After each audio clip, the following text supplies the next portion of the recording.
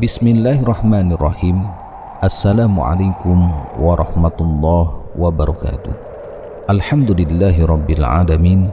Wassalatu wassalamu ala nabiyyina Muhammadin wa ala alihi wa sahbihi ajmain, amma ba'du.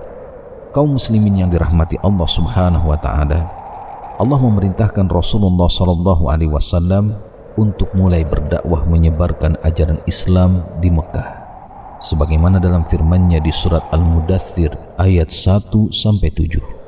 A'udzu billahi minasy syaithanir rajim. Ya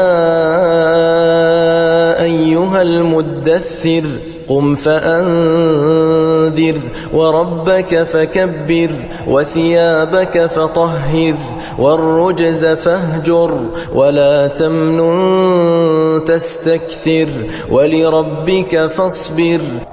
Artinya, wahai orang yang berselimut, bangunlah, lalu berilah peringatan, dan agungkanlah Tuhanmu, bersihkanlah pakaianmu, tinggalkanlah segala perbuatan dosa.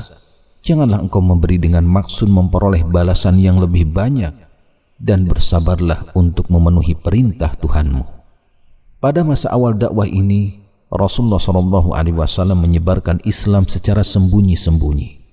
Beliau berdakwah kepada keluarganya terlebih dahulu, kemudian kepada tetangga dan kerabat dekatnya. Tentang perintah dakwah ini, dalam surat Asy-Syu'ara ayat 214, Allah Subhanahu wa taala berfirman, "Wa anzir 'ashiratakal aqrabin." Artinya, berilah peringatan kepada kerabat-kerabatmu yang terdekat, wahai Muhammad. Selanjutnya, beliau mulai berdakwah secara terbuka ketika Allah menurunkan perintah untuk mendakwahkan Islam kepada masyarakat Mekah. Hal yang paling utama yang menjadi inti dakwah Rasulullah SAW adalah tauhid, yaitu dengan menanamkan keimanan terhadap keesaan Allah Subhanahu wa taala. Saat itu, masyarakat Mekah banyak yang melakukan kesyirikan, menyekutukan Allah dengan tuhan-tuhan selainnya. Mereka beribadah kepada berhala berupa patung-patung yang mereka buat sendiri. Rasulullah SAW telah mengingatkan mereka bahwa patung-patung yang mereka buat dan sembah itu tidak mampu sedikit pun untuk memberi manfaat atau madarat bagi mereka. Dalam Al-Quran surat Al-Hajj ayat 73, Allah Subhanahu wa ta'ala berfirman yang artinya, "Wahai manusia, telah dibuat suatu perumpamaan, maka dengarkanlah. Sesungguhnya segala yang kalian seru selain Allah tidaklah dapat menciptakan seekor lalat pun, walaupun mereka bersatu untuk menciptakannya.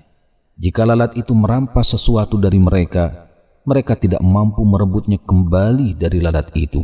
Sama lemahnya antara yang menyembah maupun yang disembah." Saat itu hanya sedikit penduduk Mekah yang masuk Islam.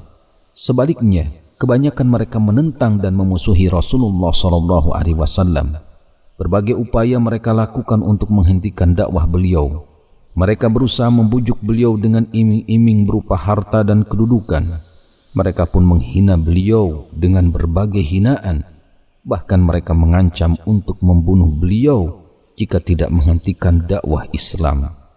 Namun upaya mereka tidak menggoyahkan langkah dakwah beliau SAW. Berbagai metode dakwah telah Rasulullah SAW lakukan agar penduduk Mekah mau beriman dan menerima ajaran Islam. Namun kaum kafir Quraisy tetap tidak mau beriman. Penolakan masyarakat Mekah ini tidak membuat Rasulullah SAW menyerah.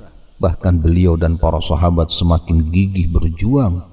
Meskipun setelah itu, beliau dan para sahabat harus berhijrah ke Madinah.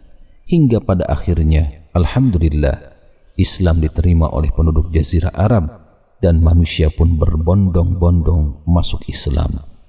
Semoga kisah singkat ini menjadi motivasi bagi kita dalam memperkuat keimanan dan dalam meneladani perjuangan Rasulullah SAW dalam menyebarkan ajaran Islam. Wallahu a'lam. Wassalamualaikum warahmatullahi wabarakatuh.